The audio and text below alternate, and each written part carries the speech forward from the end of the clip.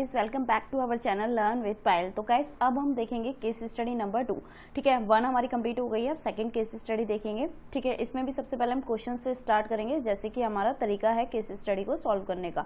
हमेशा आपको पहले क्वेश्चन रीड करने हैं। ठीक है, तो इसमें सबसे पहले ऑब्जेक्टिव क्वेश्चन देख लेते हैं हमारे। इसमें सबसे पहला क्वेश्चन पूछा है, what shall be the legal validity of appointment of CA Naveen Sood as the resolution professional of ASL at the first meeting of the COC.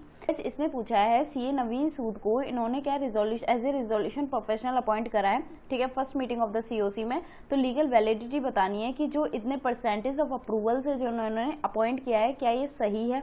तो आपको पता होगा जब हमारी first meeting of committee of creditors होती है, उसके लिए अगर हमें किसी रिजोल्यूशन प्रोफेशनल को अपॉइंट करना होता है तो वहां हमें 66% मिनिमम 66% की अप्रूवल लेनी पड़ती है। ठीक है, तो ये आपको पता होगा। लेकिन जब आप ऊपर केस स्टडी को पढ़ेंगे ना, तो यहाँ पर आप देखोगे केस स्टडी जो हमारा ऑब्जेक्टिव 1 है वो उसके लिए ये पोर्शन कवर करता है। ठीक है, तो यहाँ पर लिखा हुआ है first meeting of committee of creditors जो है वो कब हुई है, हेल्ड हुई है 3 तारीख को, where a simple majority of financial creditor approve the appointment of CA Naveen Sood. यहाँ पर क्या हुआ था, जो अपॉइंटमेंट हुआ था ना सीए नवीन सूद का, वो सिंपल मेजोरिटी के थ्रू हुआ था। ठीक है, और सिंपल मेजोरिटी का मतलब होता है, सिंपल मेजोरिटी का मतलब क्या होता है, सिंपल मेजोरिटी का मतलब होता है हमारा 51%। जबकि यहाँ पर जो लिमिट है first meeting of the COC के लिए, अगर किसी रिजोल्यूशन प्रोफेशनल को अपॉइंट करना है तो वहाँ 66% का अप्रूवल चाहिए। ठीक है, मिनिमम 66% की अप्रूवल चाहिए। तो इन लोगों ने जो अप्रूवल किया है बाय सिंपल मेजोरिटी, तो वो हमारा इनवैलिड रहेगा। ठीक है, तो ऑप्शन देख लेते हैं एक बार, क्या क्या ऑप्शन दिए हुए हैं यहाँ पर। ठीक है, फर्स्ट नंबर पे वैलिड, तो ये तो गलत है, इसको देखना ही क्या है। ठीक है, इनवैलिड वाले केसेस हम देखेंगे। इनवैलिड क्यों रहेगा, बिकॉज 66% की अप्रूवल लेनी चाहिए थी। ठीक है, तो ये आंसर करेक्ट रहेगा। लेकिन बाकी के और भी देख लेते हैं क्या क्या है। इनवैलिड तो रहेगा, लेकिन 75% की अप्रूवल वाला क्राइटेरिया नहीं है। ठीक है, यहाँ इनवैलिड है, लेकिन 75% of total number of financial creditor, तो ये भी हमारा ऐसा कोई क्राइटेरिया नहीं है। आपको 66% ऑफ वोटिंग शेयर की अप्रूवल लेनी होती है। तो आई होप इससे आपके कंसेप्ट भी साथ के साथ रिवाइज हो रहे होंगे। ठीक है, अप्रूवल जो है वो 66% की लेनी है अगर फर्स्ट मीटिंग ऑफ सीओसी के लिए किसी रिजोल्यूशन प्रोफेशनल को अपॉइंट करा जा रहा है तो। ठीक है, और साथ साथ मैंने आपको पढ़ाते टाइम, स्टडी मटेरियल से पढ़ाते टाइम एक चीज की हिंट दी थी। आपको क्या हिंट दिया था, मैंने आपको बताया था अगर किसी चीज में आप कंफ्यूज होते हैं कि अप्रूवल के केसेस में, परसेंटेज के केस में अगर आप कंफ्यूज होते हैं कि क्या परसेंटेज करना है, तो उस केस में आप अगर कंफ्यूज होते हो, अगर नहीं समझ आ रहा है, तो उस केस में आप 66% रखाइए। क्योंकि वैसे तो मैंने आपको जो चार्ट प्रोवाइड किए थे, 2 चार्ट दिए थे आईबीसी चैप्टर के अंदर। ठीक है, अगर आपने नहीं देखे तो टेलीग्राम ग्रुप में पड़े हुए हैं वो चार्ट्स। ठीक है, वहां से देख लेना। वहां मैंने स्पेसिफिक क्राइटेरिया बताया था कि परसेंटेज कैसे कैसे किस केस में क्या होती है। ठीक है, तो गाइस उस केस में अगर आपको उस तरीके से याद रहता है, ठीक है, अगर आप कंफ्यूज होते हैं तो वहां पर आप 66% भी लिख सकते हैं। ठीक है, क्योंकि मोस्टली केसेस हमारे आईबीसी चैप्टर में 66% के हैं। तो इसका आंसर हमारा बी रहेगा। अब हम देखेंगे सेकेंड क्वेश्चन। सेकेंड क्वेश्चन पूछता है, do you agree with the views of management of ISL with regard to the requirement of giving notice to the commission disclosing the details of proposed combination. ठीक है, यहाँ पर एक combination हुआ था, उसमें इन लोगों ने क्या कहा है वो हम केस स्टडी को पढ़कर ही बता पाएंगे कि उनका जो व्यू है वो हमारा सही है या नहीं। ठीक है, तो इसके लिए केस स्टडी देखना है आपको। ऑब्जेक्टिव 2 हमारा यहाँ ये इस पोर्शन में कवर हो जाएगा। ठीक है, इसमें बेसिकली बताया है कि एक्वायर करता है तो कॉम्बिनेशन होगा यहाँ पर, लेकिन none of the business functions are common between two companies. ठीक है, दोनों कंपनीज के फंक्शन बिल्कुल डिफरेंट है। ठीक है, बिकॉज वन जो है वो एक जो है मैन्युफैक्चरिंग एंटिटी है, जबकि दूसरी जो है वो सर्विस प्रोवाइडर है। Both the companies are Indian companies है with the operation in India only. The proposed entity after acquisition meet the criteria of combination. ठीक है, कॉम्बिनेशन का क्राइटेरिया मैट कर रही है, तो सेक्शन 5 हमारा लग जाएगा। यहाँ पर आपने देखा हो जब हमारा सेक्शन 5 लगता है तो हमें वहाँ prior approval of the CCI लेनी पड़ती है बाय सेंडिंग द नोटिस। ठीक है, नोटिस भेजकर उनको सीसीआई की अप्रूवल लेनी पड़ती है। लेकिन यहाँ जो मैनेजमेंट है उसका कहना है कि notice to the CCI regarding the information of combination is not mandatorily required in all the cases. लेकिन इनका यहाँ पर कहना है कि इनका जो फंक्शंस है वो हमारे कॉमन नहीं है, तो इस केस में इनको सीसीआई को नोटिस भेजने की मैंडेटली कोई ऐसी रिक्वायरमेंट नहीं है। ठीक है, तो क्या ये इनका ओपिनियन जो है वो सही है? गाइस आप बताइए, क्या इनका ये जो ओपिनियन है वो सही है? बिल्कुल नहीं, ये हमारा इनवैलिड होगा।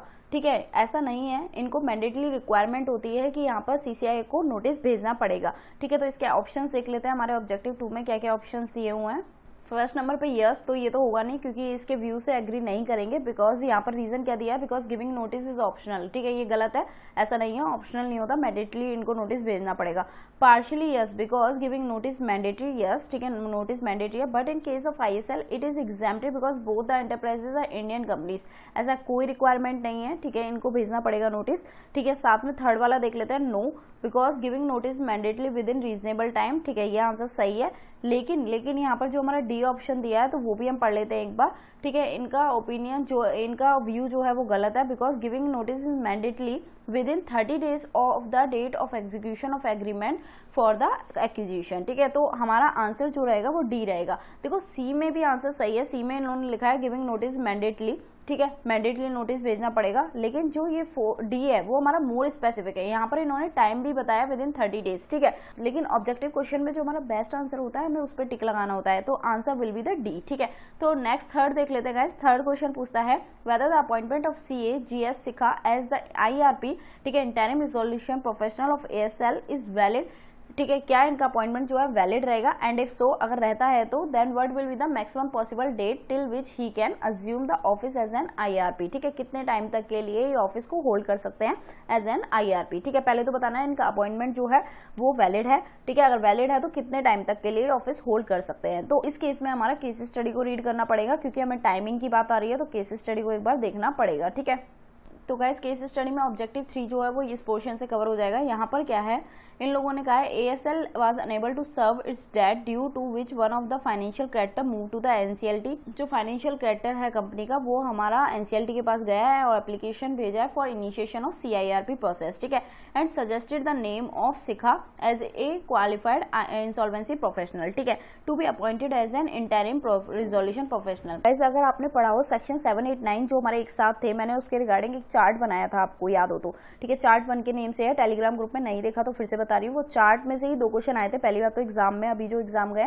ठीक है, तो वो चार्ट इंपॉर्टेंट है, वो चार्ट आप अच्छे से कर लेना, उसमें काफी इंपॉर्टेंट पोर्शन कवर है। ठीक है, तो वहां पर मैंने आपको क्या बताया था, जो हमारा फाइनेंशियल क्रेडिटर होता है उसको नेम सजेस्ट करना होता है रिजोल्यूशन प्रोफेशनल का एज एन IRP। जिसको भी वो इंटरिम रिजोल्यूशन प्रोफेशनल बनाना चाहता है उसका नाम फाइनेंशियल क्रेडिटर को दे सकता है। ठीक है, तो यहाँ पर यही चीज कही है कि फाइनेंशियल क्रेडिटर ने नाम सजेस्ट किया है रिजोल्यूशन प्रोफेशनल का एज एन IRP। ठीक है, तो क्या ये कर सकता है? जी बिल्कुल कर सकता है। तो वहां पर पूछा था क्या ये वैलिड है, तो यस वैलिड है। ठीक है, अब बात आती है कि किसी पर्सन को एज एन आपने IRP अगर कहीं अपॉइंट करा है तो वो कितने टाइम तक के लिए वैलिड रहेगा उसका अपॉइंटमेंट। आपको याद हो तो मैंने बताया था कि IRP का काम सिर्फ तब तक होता है जब तक कि रिजोल्यूशन प्रोफेशनल नहीं आ जाता।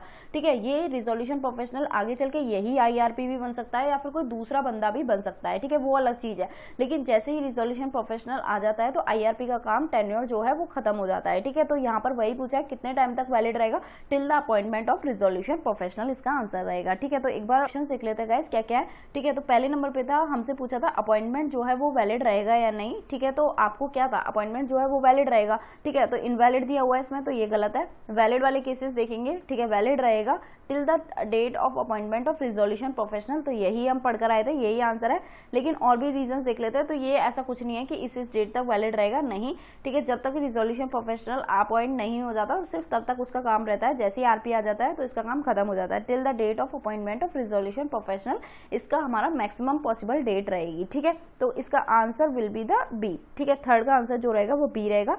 अब फोर्थ क्वेश्चन देख लेते हैं। फोर्थ में पूछा है what shall be the legal validity of surrendering the foreign currency by APS on 3 September 2019। ठीक है, अब देखो फॉरेन करेंसी सरेंडर करनी होती है। आपको पता हो तो आप जब ट्रैवल कर कर आते हो और वहां से वापस आने के बाद आपके पास अगर कोई फॉरेन करेंसी रह जाती है, कोई अनयूजेबल फॉरेन करेंसी रह जाती है, जो बची कुछ रह जाती है, आपको वो डिपॉजिट करनी होती है। ऑथराइज डीलर के पास आपको डिपॉजिट करनी होती है। ठीक है, ये आपको पता है ना।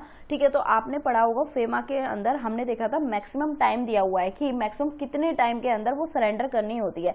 ठीक है, अगर आपको याद ना हो तो मैं आपको याद दिला दूं, आपको विद इन 180 डेज के अंदर ये डिपॉजिट करनी होती है। जिस दिन आप वहां से आ रहे हो ना, वहां से आने के 180 दिन के अंदर आपको ये डिपॉजिट करनी होती है। ठीक है, तो from within 180 days from date of return to India. ठीक है, date of return to India. ठीक है, यहाँ पर हुआ क्या था, यहाँ पर ये लोग गए थे, यहाँ पर ये एक बार देख लेते हैं केस स्टडी से, मैं आपको बता देती हूँ। Fourth case study, yes.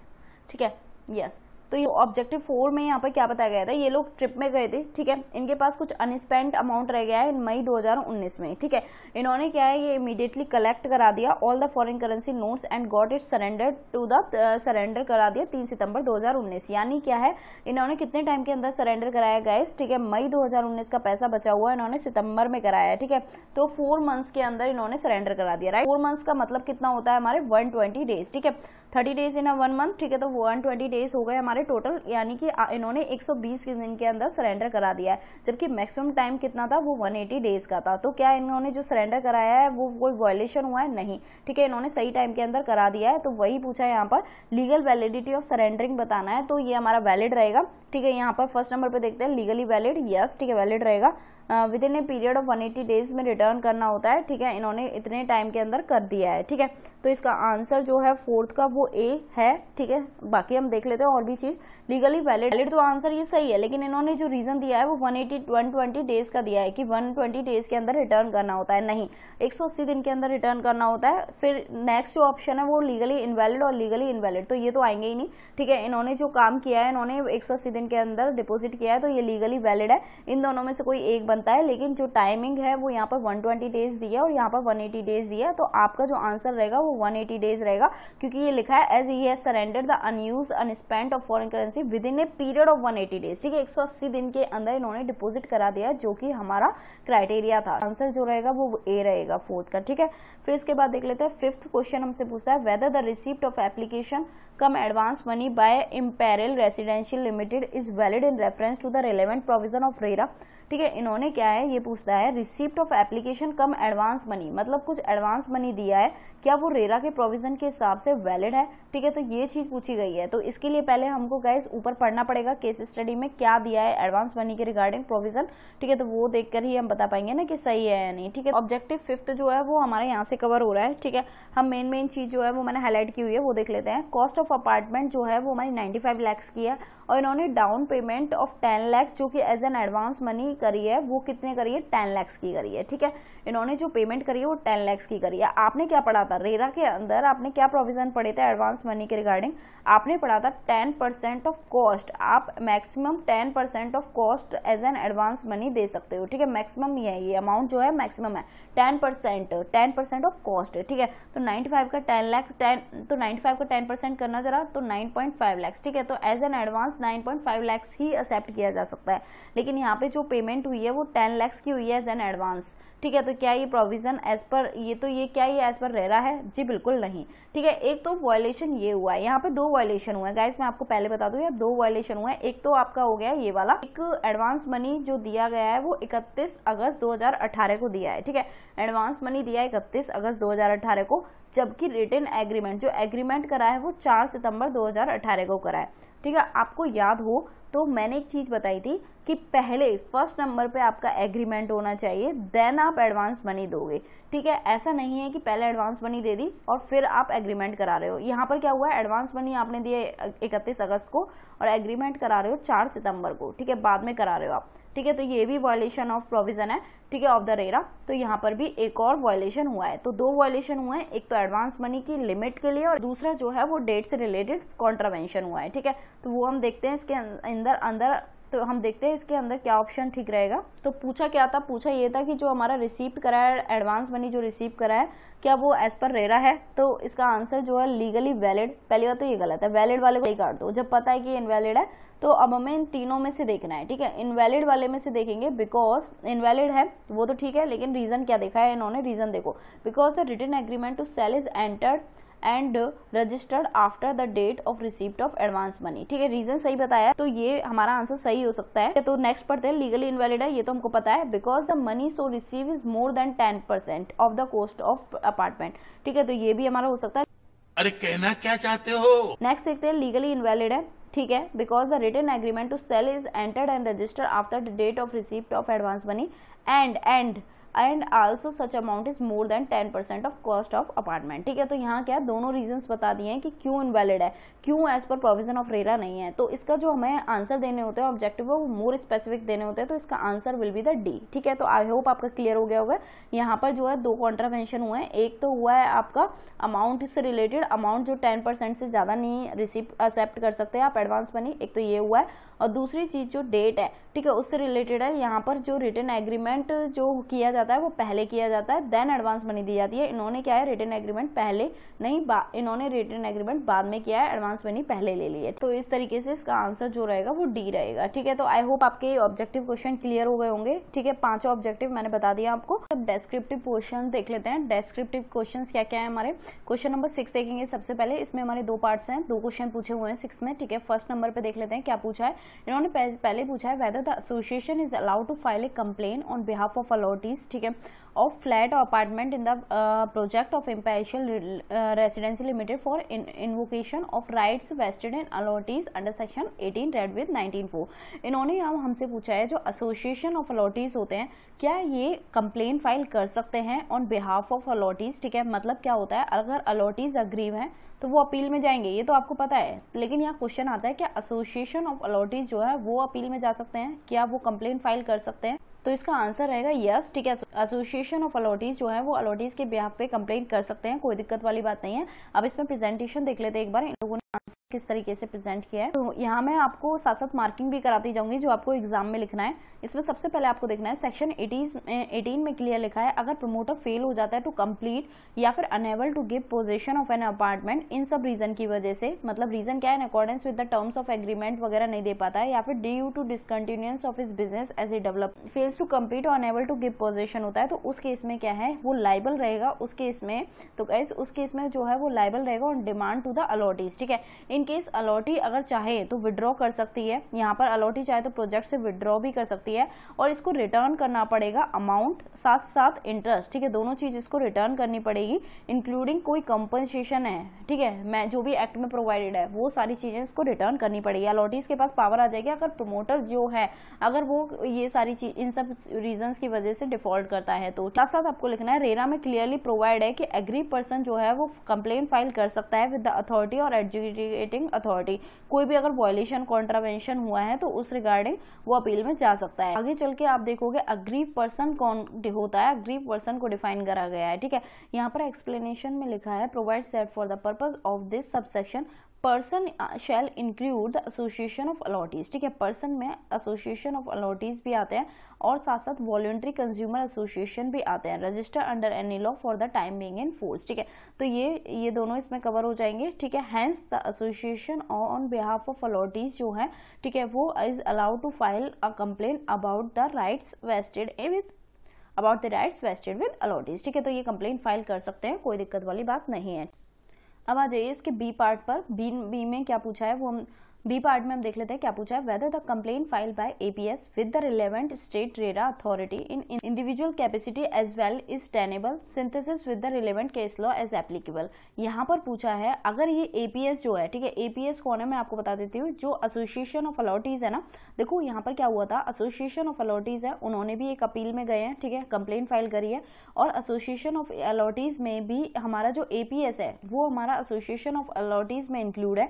ठीक है, तो वो हमारा क्या है ये इंडिविजुअल लेवल पर अपील में जा रहा है। तो ये पूछा है कि क्या दो appeal at the same time allow होगी। ठीक है, whether the complaint file by APS with the relevant state in individual capacity as well tenable. ठीक है, तो अगर ये इंडिविजुअल कैपेसिटी में भी करता है तो क्या ये टेनेबल होगा। अगर कोई रिलेवेंट केस लॉ है तो उसका नाम लेकर बताइए। ठीक है, नाम बताना पड़ेगा अगर कोई केस लॉ है तो। ठीक है गाइज, अगर ऐसे क्वेश्चन आ जाते हैं ना, अगर केस लॉ है तो ना वो भी आपको बताना है, तो वहाँ क्या है जनरली केस लॉ होते हैं। ठीक है, तो आपको क्या है वहाँ रेरा के केस लॉज को रेफर करना चाहिए उस केस में और उसका फिर नाम लिखना चाहिए। ठीक है, यहाँ मैं आपको बता देती हूँ आपको क्या क्या चीजें लिखनी है। यहाँ आपको सबसे पहले लिखना है सेक्शन 31 अलाउ करता है person to file a complaint, but here in the present case क्या हुआ, question multiple litigation arises because APS file a complaint against the Imperial Residential Limited in an individual capacity where he as a part of plaintiff group when the class action took place। ठीक है, मतलब वहां पर भी appeal जा चुकी है और ये इंडिविजुअल कैपेसिटी में भी कर रहा है। ठीक, साथ साथ इन्होंने केस लॉ का नाम भी लेकर बताया, ये केस लॉ आपको पूरा लिख कर आना है। ठीक है, इस केस में भी आइडेंटिकल फैक्ट्स थे। यहाँ पर वही चीज इन लोगों ने लिखी है, since the complainant is also a party to the said proceeding he can't separately agitate his complaint before the MahaRERA as it will amount to the date multiple proceeding on the same issue which is not possible in RERA. ठीक है, मतलब आप multiple appeal में नहीं जा सकते, multiple proceedings allow नहीं है रेरा में। In the view of the facts MahaRERA direct that the present complainant is not maintainable and therefore same is dismiss. ठीक है, तो वही केस लॉ में बताया है यहाँ पर कि जो दोबारा आप अपील में जा रहे हो वो डिसमिस कर दिया जाएगा। कंक्लूजन क्या हुआ on the basis of our case. ठीक है, ऊपर जितना भी है ये सारा केस के बारे में ही लिखा हुआ है। ठीक है, यहाँ से केस के बाद आपको कंक्लूजन जरूर ड्रॉ करना है अपना जो रिलेवेंट क्वेश्चन है उसके हिसाब से। ठीक है, since the multiple proceeding are not possible in RERA and entertaining the complaint file by the person in individual capacity will be considered as a conduction of the multiple proceeding, क्योंकि पहले ही वहां जा चुकी है। Because such complaint was also involve in joint capacity. ठीक है, in a previous complaint made on the same party and the same issue for which decision has already been given. ठीक है, hence the complaint filed by APS to the relevant state RERA authority to the register the agitation in individual capacity is not tenable. ठीक है, tenable नहीं होगी। ठीक है, क्योंकि आप एसोसिएशन ऑफ अथॉरिटीज में ऑलरेडी कवर हो और वहां पर आप ऑलरेडी कंप्लेंट फाइल कर चुके हो, आप इंडिविजुअल कैपेसिटी में फिर दोबारा से अपील नहीं फाइल कर सकते। मल्टीपल प्रोसीडिंग्स यहाँ पर रेरा के अंदर अलाउ नहीं है, ये बस आपको लिख कर आना है यहाँ पर। ठीक, तो गाइस 7th क्वेश्चन हमसे पूछता है, इसमें भी 2 पार्ट्स हैं। फर्स्ट देख लेते हैं, यहाँ पूछता है whether the present residential house जो कि ओन्ड बाय सतेंद्र पाल है will be considered as the proceeds of crime. ठीक है, इन्होंने जो अभी रेसिडेंशियल हाउस लिया है क्या वो प्रोसीड्स ऑफ क्राइम माना जाएगा। ठीक है, तो इसके लिए पहले हमें केस स्टडी में रेफर करना पड़ेगा। ठीक है, तो केस स्टडी में यहाँ पर क्वेश्चन नंबर 7 कवर होता है। यहाँ पर लिखा है application of proceeds of crime involve in procurement of the said house. ठीक है, जो इन्होंने प्रोसीड्स ऑफ क्राइम आया है ना उसको अप्लाई किया है, इन्वॉल्व किया है in the procurement of the said house में, but they were under the believe that such a house has been acquired as result of criminal activity relatable to the schedule offence under the formula. ठीक है, in which mister Satendra Pal was involve. ठीक है, they form the believe based upon the information available to the them. ठीक है, मतलब क्या है, इन्होंने प्रोसीड्स ऑफ क्राइम लिया। ठीक है, फिर उस प्रोसीड्स ऑफ क्राइम को क्या करा, आपने देखा है ना लेयरिंग में उसको यूज करते हैं। ठीक है, कुछ लग्जरियस एसेट लेते हैं वगैरह वगैरह करके। ठीक है, इन्होंने प्रोसीड्स ऑफ क्राइम को क्या है, किस चीज में यूज किया है, इन्होंने हाउस को खरीदने में, said house procurement of house में इन्वॉल्व किया है। तो क्या ये जो हाउस जो हमने बाय किया है वो भी हमारा प्रोसीड्स ऑफ क्राइम होगा। ठीक है, तो आपने देखा था, आपने ये चीज फॉर्मूला के अंदर क्लियर पड़ी थी। वहां पर क्या है, अगर प्रोसीड्स ऑफ क्राइम को हम किसी भी चीज में यूज करते हैं, आगे चल के कुछ भी लेते हैं, तो वो भी हमारा प्रोसीड्स ऑफ क्राइम ही माना जाएगा। तो इसका आंसर यस रहेगा। ठीक है, ये हमारा प्रोसीड्स ऑफ क्राइम रहेगा। ठीक है, इसका आंसर जो रहेगा वो हमारा यस रहेगा। ठीक है, एक बार हम यहाँ से देख लेते हैं आंसर, इसका प्रेजेंटेशन देख लेते हैं गाइस। प्रोसीड्स ऑफ क्राइम आया तो प्रोसीड्स ऑफ क्राइम की पहले डेफिनेशन लिख देना। इसमें इंक्लूड होती है प्रॉपर्टी नॉट ओनली ड्राइव और obtain from the schedule offence. ठीक है, सिर्फ शेड्यूल ऑफेंस से आई है वही नहीं, बट आल्सो प्रॉपर्टी विच में डायरेक्टली और इनडायरेक्टली ड्राइव और ऑब्टेन्ड हुई है as a result of criminal activity. ठीक है, relatable to the schedule offence, तो वो भी हमारी यहाँ जाएगी। Hence if no direct nexus of application of proceeds of crime establish and even property is acquired as a result of criminal activity relatable to the schedule offence, still that property can be classified, तब भी उसे proceeds of crime माना जाएगा। Given case में क्या हुआ है, authority based upon the information stipulated by them by the reporting entity are in the firm belief that a house जो ऑब्टेन किया है as a result of criminal activity relatable to the schedule offence है। ठीक है, under the said act, तो mister Satendra Pal जिसमें involve था। Hence the residential house जो है can be classified as a proceeds of crime. वही क्वेश्चन जो है उसी को लिख दिया है इन्होंने। ठीक है, जो केस स्टडी से है वो केस को पूरा लिख दिया है। आई होप आपको क्लियर हो गया होगा कि आपको यहाँ पर क्या लिखना है। प्रोसीड्स ऑफ क्राइम ये वर्ड यूज हुआ है, पहले उसकी डेफिनेशन लिख देना। पूरा डेफिनेशन पार्ट हो गया यहाँ तक। ठीक है, फिर यही बताया कि डायरेक्ट नेक्सस तो नहीं आ रहा है, लेकिन आप अगर प्रोसीड्स ऑफ क्राइम को यूज करते हो आगे चल के, तो वो भी हमारी प्रोसीड्स ऑफ क्राइम ही होगी। ठीक है, तो वो चीज इन्होंने क्या है, केस लॉ से रिलेट करके इन्होंने आंसर दे दिया है। ठीक है, तो ये हो गया 7th का फर्स्ट पार्ट। सेकंड पार्ट में पूछा है whether the present use of house in the form of letting out to APS और keeping its position by mister Satendra Pal acquired 12 year back amount to the money laundering. ठीक है, ये हमने house जो है 12 साल पहले लिया है। तो पूछता है कि क्या अब इस हाउस को हम सिर्फ होल्ड करें या फिर लेट आउट करें, तो क्या ये हमारे प्रोसीड्स ऑफ क्राइम माना जाएगा। क्योंकि ये जो इनका कहने का मतलब है कि 12 साल पहले लिया है, तो अब हमारा ये प्रोसीड्स ऑफ क्राइम नहीं होना चाहिए। तो आप बताइए क्या ये प्रोसीड्स ऑफ क्राइम रहेगा। जी हाँ, बिल्कुल रहेगा। देखो, इस चीज से कोई फर्क नहीं पड़ता कि ये कितने टाइम पहले है। अगर आप उस पैसे को यूज कर रहे हैं ना, आप इस पैसे को अगर अभी अभी तक एंजॉय कर रहे हैं, ठीक है, तो वो हमारा प्रोसीड्स ऑफ क्राइम कंटिन्यू रहेगा। इन्होंने लिखा है पर्सन जो है वो गिल्टी ऑफ ऑफेंस माना जाएगा if such person found to be directly और इनडायरेक्टली अटेम्प्ट होता है। मतलब आपको याद हो तो सेक्शन 3 के अंदर जो डेफिनेशन थी वो मैंने इसी तरीके से आपको बाइफरकेट करके लर्न कराया था नोट्स में से, ठीक है, तो वो आपको पूरी डेफिनेशन लिख देनी है, ठीक है, इसके अंदर सारी चीजें आ जाएंगी, ठीक है, ये डेफिनेशन लिख दोगे। प्रोसेस और activity connected with the proceeds of crime is a continuing activity, ये वर्ड अच्छे से लिखाना, कंटिन्यूइंग एक्टिविटी है, कंटिन्यू रहेगी till such time a person is directly और indirectly enjoying the proceeds of crime, जब तक वो प्रोसीड्स ऑफ क्राइम को यूज करेगा, एंजॉय करेगा। देखो उसी प्रॉपर्टी से लेट आउट यानी रेंट आ रहा है ना, तो एक तरीके से उस प्रोसीड्स ऑफ क्राइम को यूज कर रहा है, एंजॉय कर रहा है, तो वहां क्या है वो हमारा इलीगल ही माना जाएगा, ठीक है, तो वो हमारा प्रोसीड्स ऑफ क्राइम ही माना जाएगा। Hence the fact become irrelevant that the house जो परचेज करा है वो 12 साल पहले किया है and the offence of money laundering is continuing nature till the time the benefit is enjoyed out of proceeds of crime in any manner, ठीक है, तो जो ऑफेंस ऑफ मनी लॉन्ड्रिंग है वो इस केस में कंटिन्यू रहेगी, ठीक है। 7 भी क्लियर हो गया आपका। अब हम 8th क्वेश्चन देख लेते हैं। 8th में हमसे क्या पूछा है। 8th क्वेश्चन में हमसे पूछता है whether the notice containing the details of combination can be given to the commission under the green channel by ISL। आपको याद हो तो ऊपर ऑब्जेक्टिव क्वेश्चन था एक, उसमें वहां पे क्या हुआ था, कॉम्बिनेशन हुआ था 2 कंपनी के बीच में। एक कंपनी जो है वो हमारी मैन्युफैक्चरिंग एक्टिविटी में थी और दूसरी जो है वो सर्विस प्रोवाइडर कंपनी थी, ठीक है, तो उनका nature of operation, nature of function same ना होने की वजह से इन्होंने क्या बोला था कि हमें CCI को नोटिस भेजने की मैंडेटरी रिक्वायरमेंट नहीं है, ठीक है, इस तरीके का एक ऑब्जेक्टिव क्वेश्चन था, ठीक है। तो ये यहाँ क्या है, इनका नेचर ऑफ बिजनेस सेम नहीं था, ठीक है, तो क्या इन चैनल में नोटिस भेज सकते हैं।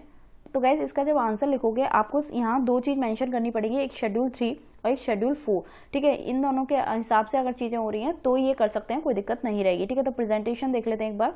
सेक्शन रेगुलेशन 5 में इंसर्ट हुआ था, उसमें कंटेन करे हुए हैं कुछ provision relating to the notice for approval of combination under the green channel, ठीक है, तो वहां क्या है, ग्रीन चैनल की अप्रूवल मिल जाएगी, लेकिन इसके लिए आपको क्या करना पड़ेगा, for the category of combination maintain in the schedule 3, ठीक है, आपकी जो बिजनेस है, ठीक है, वो क्या है, जो यहाँ पर शेड्यूल 3 के अंदर कुछ कैटेगरी मेंशन करी हुई है वो उसमें लाई होना चाहिए, ठीक है, category of combination mention in schedule 3 होनी चाहिए। अगर उसमें लाई कर जाती है तो पार्टीज को क्या है, डिक्लेरेशन देनी होगी शेड्यूल 4 के अंदर, ठीक है। अगर ये इस तरीके से नोटिस दे देते हैं एंड एक्नॉलेजमेंट कर देते हैं तो propose combination deem to be approve मान लिया जाएगा बाय द कॉम्बिनेशन, ठीक है। तो आपको 2 वर्ड याद रखने हैं यहाँ पर, अभी मैं आगे भी बताऊंगी, शेड्यूल 3 एंड शेड्यूल 4। शेड्यूल 3 के अंदर आपको जो कैटेगरीज दी हुई है अगर आप उसमें लाई कर जाते हो तो आपके पास ऑप्शन है नोटिस इन फॉर्म 1 में देके अलॉन्ग विद द डिक्लेरेशन, लेकिन डिक्लेरेशन आपको देनी पड़ेगी इन द शेड्यूल 4 के अंदर, ठीक है। अगर इस तरीके से दे देते हो तो उसे डीम टू बी अप्रूव मान लिया जाएगा बाय द कमीशन, ठीक है। तो शेड्यूल 3 के अंदर हमारे क्या क्या बिजनेसेस हैं, पहले शेड्यूल 3 के अंदर हमारी क्या क्या कैटेगरीज कवर है वो हम देख लेते हैं। शेड्यूल 3 के अंदर लिखा हुआ है डू नॉट प्रोड्यूस और प्रोवाइड सिमिलर आइडेंटिकल और सब्स्टिट्यूट प्रोडक्ट, ठीक है, और द सर्विसेज, ठीक है। तो ये हमारा तो खैर पहले ही में ही लाई कर गया, एक हमारा क्या था, मैन्युफैक्चरिंग एक्टिविटीज में था बिजनेस, और एक जो है हमारा सर्विस प्रोवाइडर में था, ठीक है। तो हमारा क्या है, आइडेंटिकल और सिमिलर एक्टिविटीज नहीं है, ठीक है, तो इस केस में हमारे शेड्यूल 3 में कवर हो जाता है। बाकी ये 2 भी आप लेकिन हम जब लिखेंगे तो शेड्यूल 3 जो है हमें पूरा ही लिखना पड़ेगा, ठीक है, सारी कैटेगरीज मेंशन करनी पड़ेंगी। साथ साथ आपको यहाँ पे ये भी लिखना है if it fall in the category of combination mention in the schedule 3 hence it is eligible to give notice to the commission under the green channel, दे सकता है subject to the filling the declaration specified in schedule 4। ये optional नहीं रहेगा schedule 4। Schedule 3 के अंदर अगर आप कैटेगरी में फॉल हो जाते हो तो आप ग्रीन चैनल के थ्रू जा सकते हो, लेकिन इसके लिए कंडीशन रहेगी, आपको डिक्लेरेशन देनी होगी शेड्यूल 4 के अंदर। यहाँ पर कंटेंट्स ऑफ शेड्यूल 4 भी बता दिया गया है, डिक्लेरेशन क्या क्या देनी होगी, ठीक है, ये चीजें आपको मेंशन कर आनी है एग्जाम में। तो इस तरीके से आपका ये वाला केस स्टडी भी कंप्लीट हो गया, ठीक है। अब हमारी टोटल 2 केस स्टडी हो चुकी है, ठीक है। केस स्टडी 2 को भी आप फटाफट से कंप्लीट कर लीजिए, और बाकी अगर वीडियोस से हेल्प हो रही है तो please don't forget to like the videos and subscribe the channel, जिससे कि मैं कोई भी वीडियोस आगे डालूं तो वो आप तक पहुंच जाए। चलो मिलते हैं नेक्स्ट वीडियो में जो कि हमारी केस स्टडी 3 पर रहेगी। Till then take care, bye bye.